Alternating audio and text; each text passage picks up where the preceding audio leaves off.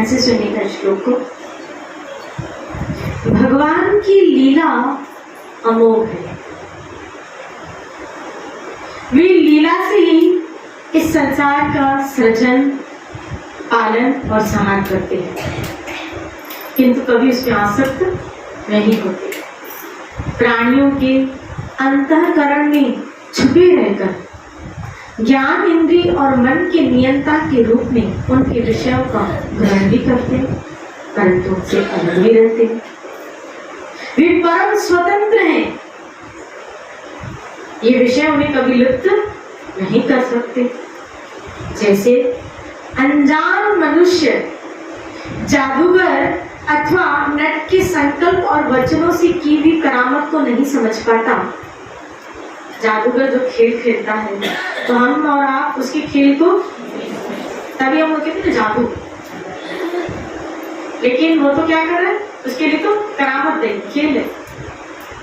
ऐसे ही अपने संकल्प और वेद वाणी के द्वारा भगवान के प्रकट किए हुए इन नाना नाम और रूपों को, उनकी लीलाओं को कुबुद्धि जीव बहुत सी तर्क युक्तियों के द्वारा नहीं पहचान पाते।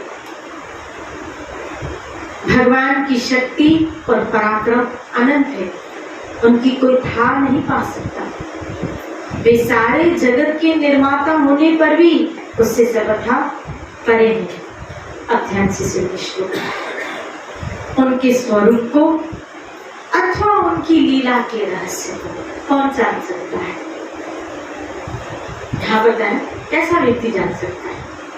उनके स्वरूप को और उनकी लीला के रहस्य को वही जान सकता है जो नित्य निरंतर निष्कपट भाव से उनके चरण कमलों की दिव्य गंध का सेवन करता है। सेवा भाव से ही उनके चरणों का चिंतन करता रहता है, वही जीव उनके रहस्य को समझ पाता है। श्री राधे बोले। चरण कमलों का चिंतन यहाँ जो बताया, मतलब आश्रित, यहाँ का क्या था? सेवा भाव से, यानी भगवान की सेवा भाव के द्वारा ही हम भगवान के रहस्य को समझ, या मतलब दुर्बुद्धि जी भगवान की लीला को नहीं समझ पाए। और गीता में कृष्ण ने कहा, मूढ़ व्यक्ति मुझे नहीं पहचान पाते। मैं जब इस दरा पे आता हूँ तो वो लोग मेरा उपहास करते, मेरा मजाक उड़ाते। श्री राधे बोले। वो नहीं समझ पाते भगवान की इन गुह्यमय लीला। नाना प्रकार के रूप अवतार लेके भगवान जो इस धरा पे लीलाएं करते हैं, आज हमें भी जो कृष्ण समझ में आया है इन संतों की कृपा से, अब हम क्या करें कि भगवान के चरण कमलों की सेवा का आश्रय लें। सेवा भाव के द्वारा ही यहाँ बताया कि भगवान के स्वरूपों को, उनकी लीला के रहस्य को जाना जा सकता है जब तक हम आश्रित नहीं होंगे, या यूं कहिए जब तक आप उसके हो नहीं जाओगे, जब तक हम उसके हो नहीं जाएंगे। देखो, जब कोई हमारा हो जाता है ना, और जब हमें उसके ऊपर पूरा विश्वास हो जाता है ना, तो हम सारे वेद उसके आगे खोल देते हैं, नहीं खोल देते। जब किसी काम वाली वर्गी आपका भरोसा अगर वो प्राप्त कर लेती है या आपके ऊपर, तो आप पूरा घर भी उसके हवाले करके कभी कभी निकल जाते हैं। तो जब जीव ऐसा भरोसा भगवान का प्राप्त कर लेता है, उसका हो जाता है, और उसका होने के लिए ही ये जन्म। पता है, एक बार ध्रुव भगवान से कह रहा है, वर्तमान में आया है ध्रुव के चरित्र में, कि कई बार ध्रुव के पास भगवान आते रहते थे। राज्य प्राप्त होने के पश्चात भगवान का आना जाना होता था ध्रुव के पास। एक बार ध्रुव और भगवान नौका से रहते, तो कभी भगवान चलाते तो कभी ध्रुव चला, कभी भगवान चला रहे तो कभी ध्रुव चला रहे। और जब ध्रुव चलाए तो भगवान ध्रुव को देखे, और जब भगवान चलाए तो ध्रुव भगवान को देखे। ऐसे अरस परस आदान प्रदान हो रहा है। बातों बातों और भगवान जल्दी मित्र बन जाए, फ्रेंड जल्दी बन जाए, दोस्त जल्दी बन जाए।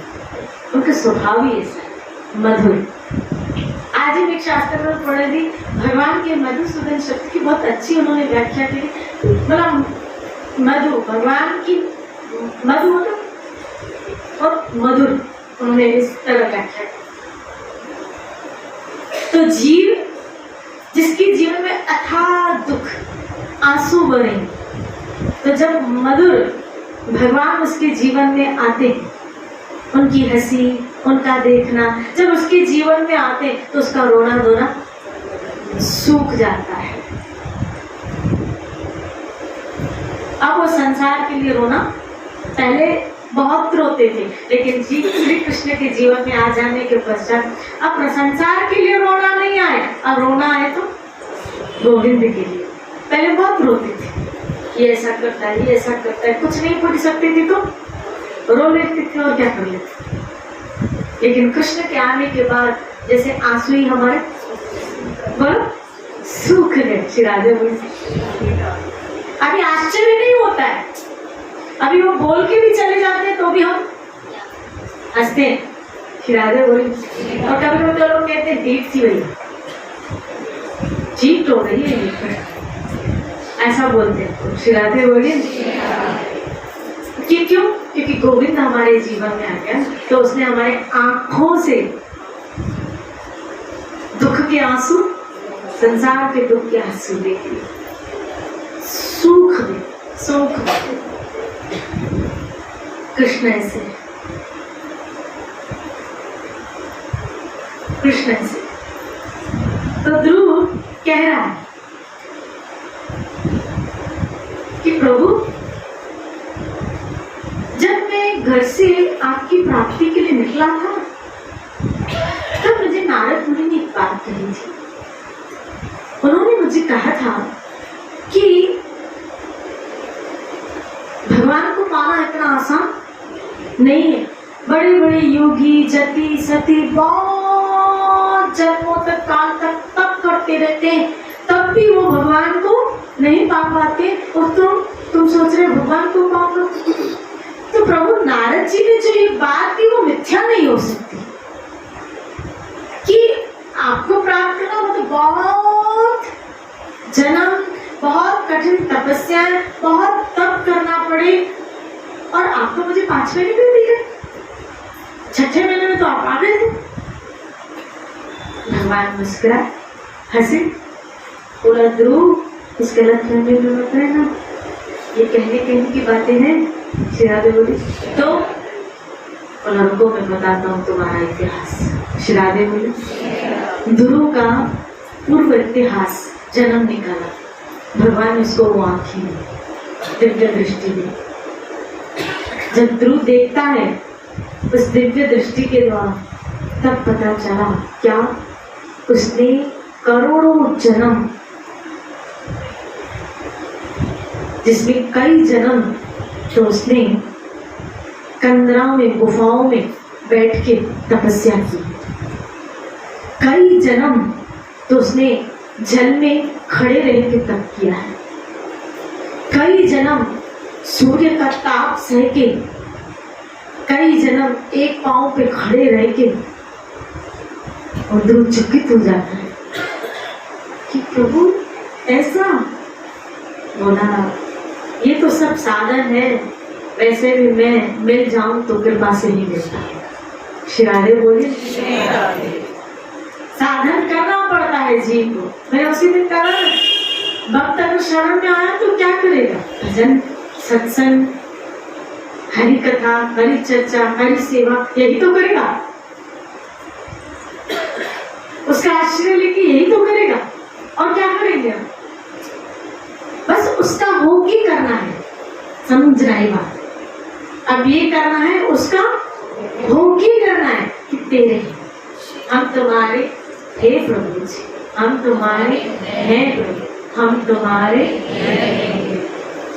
कहने को शब्दों यूज आए कि इसका हूँ, उसका हूँ, उसका हूँ, उसका हूँ, उसका हूँ, लेकिन वास्तव में आपके अंदर में ठसक बनी रहे कि मैं सिर्फ गोविंद की हूँ, हम सिर्फ गोविंद की हैं। श्री राधे बोले, हम सिर्फ गोविंद की और किसी के नहीं। और मीरा ने तो छाती ठोक के कही थी ये बात, मेरो तो छाती ठोक के। यही चैतन्य महाप्रभु ने अपने अनुयायी के द्वारा भी इस चीज को समझाया।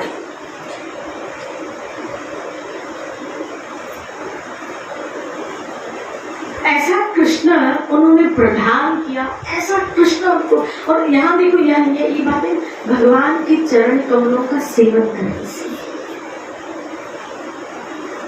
आपके जीवन में ठाकुर जी की सेवा होनी चाहिए, संतों की सेवा।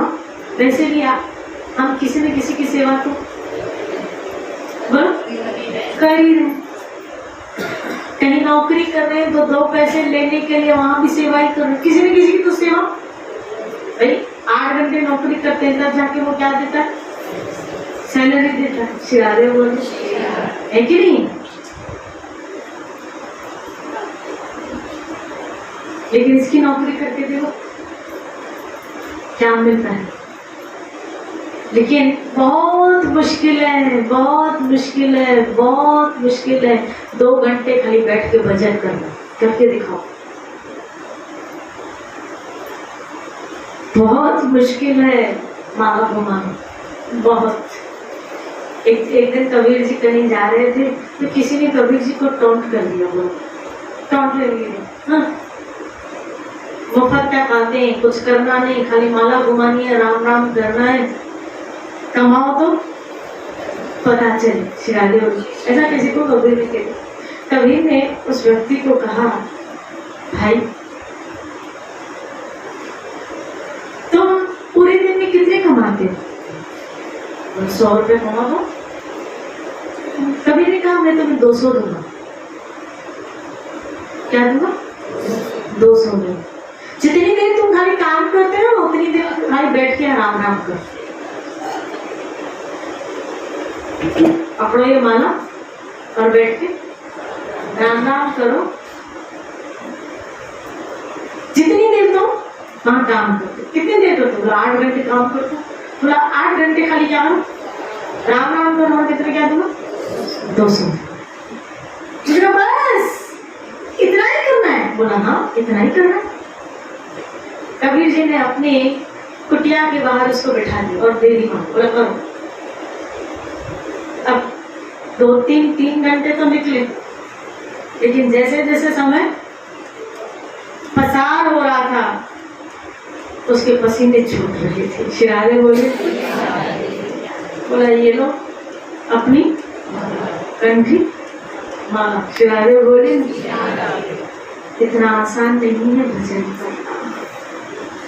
राधे बहनों बोलो ना, राधे भजन करना इतना आसान नहीं है, राम राम करना इतना आसान नहीं है। हरे कृष्णा कृष्णा कृष्णा हरे हरे, हरे राम राम राम। और अगर आपसे माला इजीली घूम रही है, इन उंगलियों से इजीली माला घूम रही हो और मन उचकाव नहीं हो रहा है।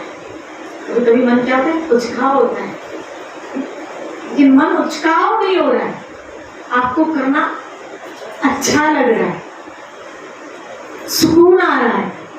जैसे जैसे माला घूम रही है आपको सुकून आ रहा है,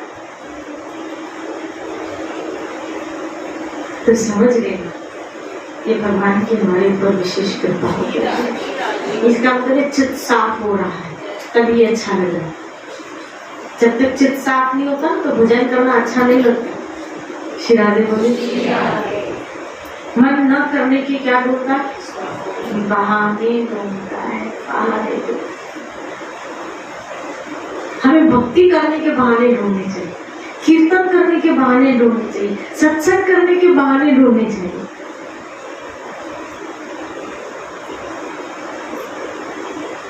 सत्संग करने के बहाने ढूंढने चाहिए। कहीं सुबह भी मौका मिल रहा है, चलो भागो, शाम को भी मौका मिल रहा है, चलो भागो। जहां मौका मिले इस चीज को, राम नाम की लूट लगी है, लूट सके तो। आप देखो महाप्रभु के जीवन चरित्र में आया, एक दिन महाप्रभु ने कितने पहर होते? 4 पैर। 4 पैर से 4 पैर, सुबह 4 पैर, 8 पैर होते, 8 पैर, 8 पैर होते। एक दिन महाप्रभु ने अपने परिकर जनों के साथ 7 पहर कीर्तन किया। कितने पहर? एक पहर में कितने घंटे होते? 3। इसका मतलब है अगर 24 में से 3 घंटे निकालो तो कितने? 21 घंटे। कितने घंटे? 21 घंटे नॉन स्टॉप, नॉन स्टॉप महाप्रभु ने भक्तों के साथ मिलकर कीर्तन किया, संकीर्तन किया, जिसको 7 पहले बोलो। श्री राधे बोलिए। आप देखो कीर्तन में कितना आनंद और रस है। हम तो आधा घंटा भी कभी कभी मुश्किल से निकाल के आते हैं। वो 7 घंटे, 7 पहले 21 घंटे। रात को भी जब सब भक्त लोग मिलते थे ना श्रीवास के आंगन के यहाँ, अब श्रीवास का भाव, जैसे ये कई बार घटना सुना चुके हो, श्रीवास का पुत्र मर गया था। ये मैंने आपको जैसे बताएंगे कि श्रीवास का पुत्र मर गया था, और जब उस वक्त कीर्तन चालू था और उसमें महाप्रभु क्या कर रहे थे? नृत्य कर रहे थे, मुकुंद स्वर गा रहा था, कीर्तन कर रहा था, और इधर अंदर श्रीवास का पुत्र मर गया। तब अंदर से आवाज श्रीवास को लगाई गई और बुलाया गया अंदर रूम में, इधर कीर्तन चालू है। श्रीवास ने कहा, खबरदार जो कोई रोया है तो। आप देखो तो खरी, भाव की धरा देखो, भक्ति की अवस्था देखो। श्री राधे बोली, खबरदार जो कोई रोया है तो कीर्तन में विक्षेप नहीं आना चाहिए, सत्संग हो रही बाहर विक्षेप नहीं आना चाहिए, कीर्तन में विक्षेप नहीं होना चाहिए। खबरदार कोई रोया है, आवाज आई बाहर और महाप्रभु को डिस्टर्ब होगा तो, नहीं तो यहाँ से एक नहीं 2 लाशें जाएंगी, एक नहीं 2 लाशें निकलेगी अगर कोई भी रोया है। सोचो इकलौता बेटा, अगर वो स्त्री, उसको रोना भी नहीं है, नहीं तो पति कह रहा है एक नहीं 2 लाशें जाएंगी।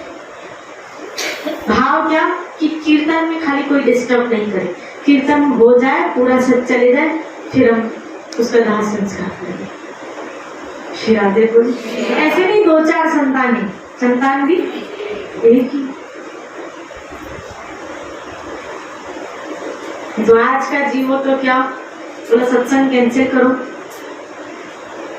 कीर्तन करो, कैंसिल करो, ऐसा ही करेगा। हम बताओ श्री राधे बोले, हम तो उल्टा कुछ भी होता है तो एक बहाना मिल जाता है सत्संग कीर्तन न करने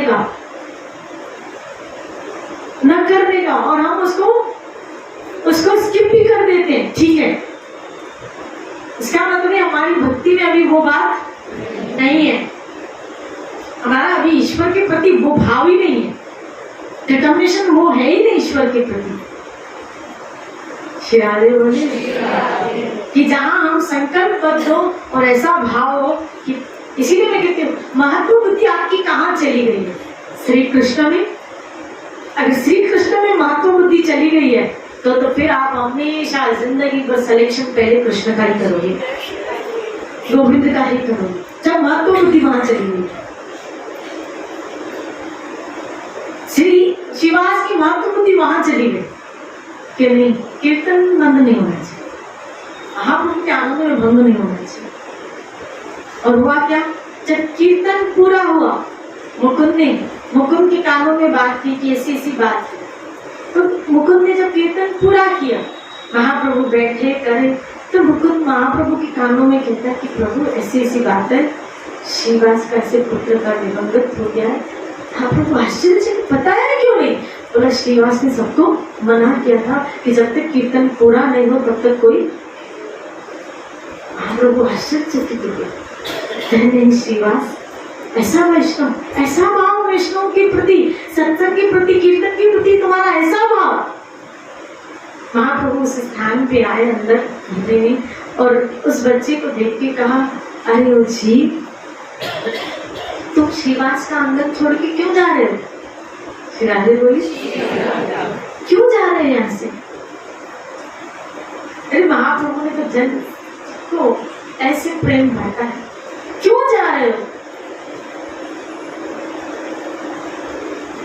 जब पुनः महाप्रभु जीवात्मा को वापस बुलाते हैं और बच्चा जीवित हो जाता है, श्री राधे बोले समक्ष भगवान है, कुछ भी कर सकते। तब प्रणाम करता है श्रीवास को, महाप्रभु को, और जीवन प्रभु, और महाप्रभु उसको हरि भक्ति, हरि प्रेम अर्पित कर देते हैं। ऐसा दृढ़ भाव श्री कृष्ण के प्रति होना चाहिए। जुनूनी प्रेम इसको कहते हैं। क्या प्रेम?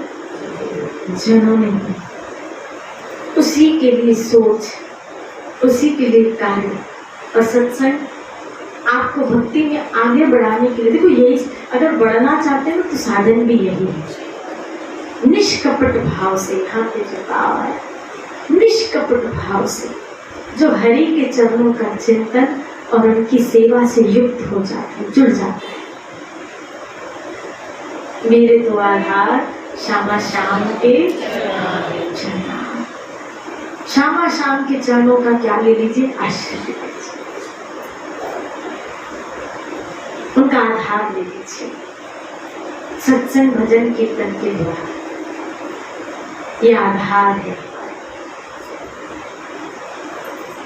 ये आधार है। श्री राधे बोले।